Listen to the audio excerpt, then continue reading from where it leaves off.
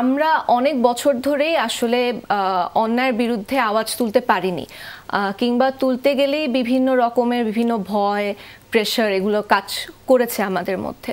So যখন আসলে ছাত্র জনতা আওয়াজ তুলেছে, তখন আমার কাছে মনে হয়েছে যে এটাই সময় তাদের সাথে এখন যদি তাদেরকে সমর্থন না জানাই, তাহলে আসলে আমরা বিরাট একটা অপরচুনিটি মিস করে ফেলবো অন্যায়ের বিরুদ্ধে প্রতিবাদ করার।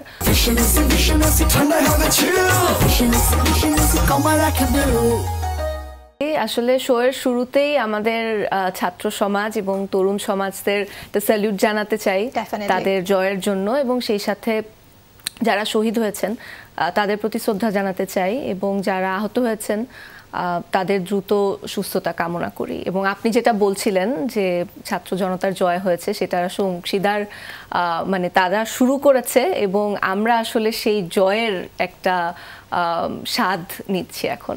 আমি তো আসলে যখনই রাস্তায় নামছি বা কোনো কাজে যাচ্ছি, আমার খালি আমি খুবই প্রাউড ফিল করছি যখন ছোট ছোট কাজ থেকে সেটা সৌন্দর্য বর্ধনের কাজ হোক, কিংবা রাস্তা পরিষ্কারের কাজ হোক, ট্রাফিকের কাজ হোক, সব কিছুতেই আসলে আমাদের ছাত্ররা যেভাবে করে নেমে পড়েছেন, এটা আমাদের জন্য আসলে খুব বড় একটা এক্সাম্পল।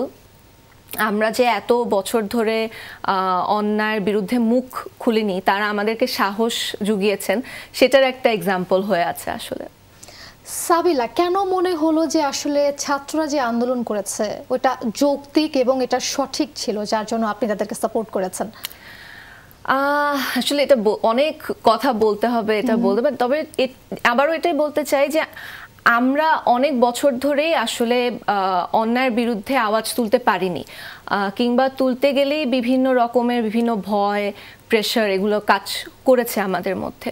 সো যখন আসলে ছাত্র জনতা আওয়াজ তুলেছে, তখন আমার কাছে মনে হয়েছে যে এটাই সময় তাদের সাথে এখন যদি তাদেরকে সমর্থন না জানাই, তাহলে আসলে আমরা বিরাট একটা অপরচুনিটি মিস করে ফেলবো অন্যায়ের বিরুদ্ধে প্রতিবাদ করার।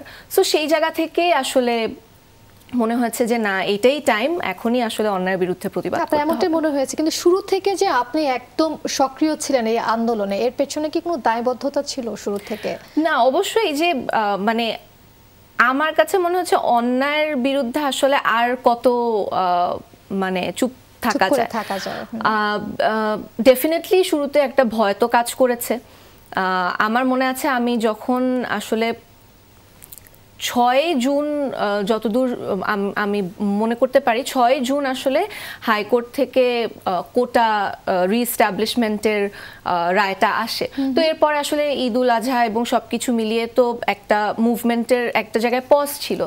এরপরে যখন আসলে ছাত্ররা আবার প্রতিবাদের জন্য রাস্তায় নেমেছিলেন, তখন কিন্তু আমি দেশে ছিলাম না, দেশের বাইরে ছিলাম, কিন্তু আমি প্রতি মুহূর্তে আসলে আপডেট রাখছিলাম যে কি হচ্ছে, কোথাকার কি আপডেট। সো আমি একদম আপডেটেড ছিলাম।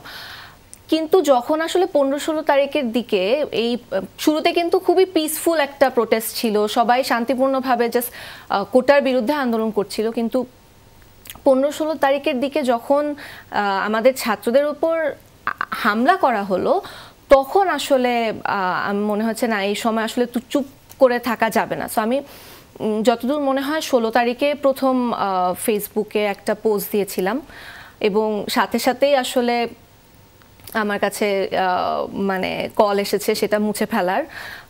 এবং আমি 16, 17, 18 প্রতিদিনই আসলে চিন্তা করেছি না, এই ভয় আসলে আর থাকা যাবে না, এই আতঙ্ক নিয়ে থাকা যাবে না, যা হবার সেটা পরে দেখা যাবে। বাট ছাত্ররা আওয়াজ তুলেছে, এখন ছাত্রদের সাথে আসলে একাত্মতা প্রকাশ করতে হবে।